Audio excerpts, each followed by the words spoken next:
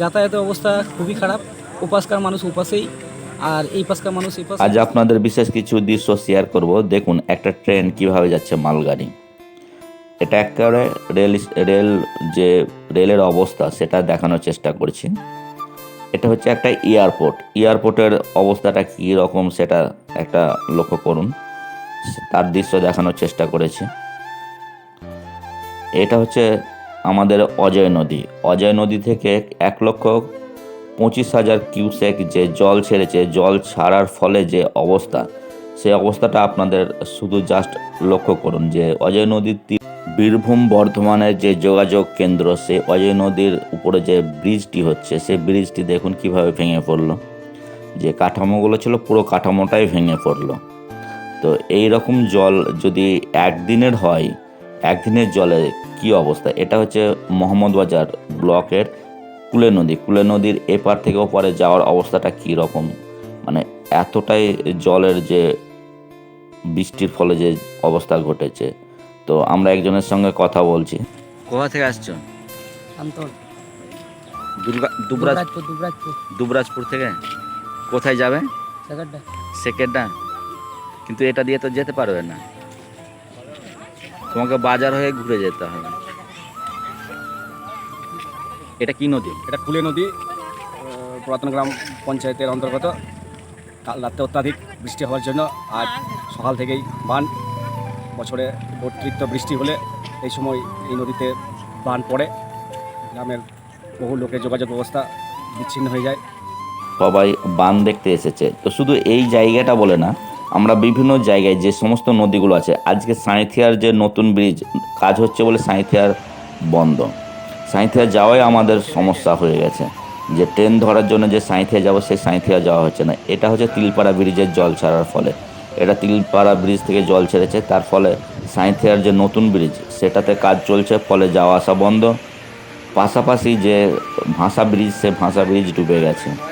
তার ফলে আমাদের যে সাধারণ মানুষের যোগাযোগের ব্যবস্থা, যদি কারো কোনো রকমের হাসপাতালে যেতে চায়, সাঁইথিয়া হাসপাতাল, তাহলে কিন্তু এপারের যে লোকজন তারা কিন্তু যেতে পারবে না। তো এই হচ্ছে আমাদের বর্তমান অবস্থা। এখন কাল থেকে যে রাত থেকে যে বৃষ্টি শুরু হয়েছে, সেই বৃষ্টিতে এই দ্বারকা নদী ব্রিজটা যেটা আছে, সেই ব্রিজ কিন্তু এখন পারাপার বন্ধ। দ্বারকা নদী এবং কুলে নদীর মাঝখানে 14 থেকে 15টা গ্রাম। এই গ্রামের মানুষদের এখন যাতায়াতের অবস্থা খুবই শোচনীয়। ওদেরকে যাওয়া আসা করতে গেলে এখন ডেউচা, মোহাম্মদবাজার হয়ে ঘুরে আসতে হবে। আর ঠিক তারপরেই কুলে নদীর ওদিকেও সিটটা একই অবস্থা। ওদেরকে যাওয়া আসা করতে গেলে আপনার সোঁতসাল হয়ে ঘুরে আসতে হবে। এখন যাতায়াতের অবস্থা খুবই খারাপ। ওপাশকার মানুষ ওপাশেই, আর এই পাশকার মানুষ এই পাশ থেকে ওপাশ যাওয়া আসা করার এই মুহূর্তে কোনো উপায় নাই। জল কমলে পরে হয়তো যাওয়া আসা আবার হবে। আর এটা প্রতি বছরই এইভাবেই কিন্তু দুই দিককার মানুষ সমস্যায় ভুগে। ব্রিজে সেভাবে ব্যবস্থা নাই। দ্বারকা বলুন বা কুলে নদী বলুন, দুটো নদীর একই অবস্থা। এইভাবেই যাতায়াত করতে হচ্ছে। এটা 100 মিটার ব্রিজ হলে তো মনে হয় সুবিধা হয়ে যায় আপনাদের। সে তো দীর্ঘদিন ধরে একটা দাবি আছেই মানুষের, কিন্তু সেই দাবি পূরণ তো কই হচ্ছে না। আমরাও বহুদিন ধরে শুনে আসছি যে দুটো ব্রিজেরই অনেকটা লম্বা করে হাই করে করা হবে, কিন্তু করার কোনো উপায় আমরা দেখছি না, বা সেভাবে আমরা দেখতে পাচ্ছি না। কাজের যে কোনো গতি, এরকম অনেকেই আসছেন, শিলান্যাস করছেন, উদ্বোধন করছেন, কিন্তু কাজের কাজ কিছুই দেখতে পাচ্ছি না। এইভাবেই বর্ষার সময় প্রতিদিনই মানুষ খুব কষ্টের মধ্যে যাতায়াত করে, আর এইভাবেই চলছে জীবনযাপন, এইভাবেই করছে সন্তোষ ভান্ডারী। আরেকটা দৃশ্য দেখানোর চেষ্টা করছি। এটা হচ্ছে বীরভূম জেলার কঙ্কালীতলার দৃশ্য। দেখুন কিভাবে জলমগ্ন হয়ে গেছে। তো জলমগ্ন অবস্থায় পুণ্যার্থীরা সবাই আসছেন, পুজো করছেন। তো সবথেকে খারাপ বিষয় হলো যে আমাদের আজ থেকে এটা 20 বছর আগের ঘটনা হলে ঠিক ছিল। বর্তমান পরিস্থিতিতে আমাদের যে অবস্থা, প্রত্যেকটা জায়গায় একটা সমস্যাজনক।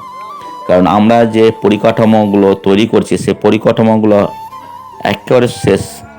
বিভিন্ন জায়গায় শহরাঞ্চল যে আমাদের ডুবে যাচ্ছে, তার একটাই কারণ হচ্ছে ক্যারি ব্যাগের ব্যবহার। এই ক্যারি ব্যাগের ব্যবহারের ফলে কিন্তু আমাদের এই রকম সমস্যা হচ্ছে। আমরা যতই বলি না কেন যে কি না আমরা এগুলো করছি, ব্যবহার ক্যারি ব্যাগ করি না, তো এর কারণ হচ্ছে যে যে সমস্ত ড্রেনগুলো আছে, ড্রেনের মুখগুলো এতে বন্ধ হয়ে যাচ্ছে। আজ এই পর্যন্ত।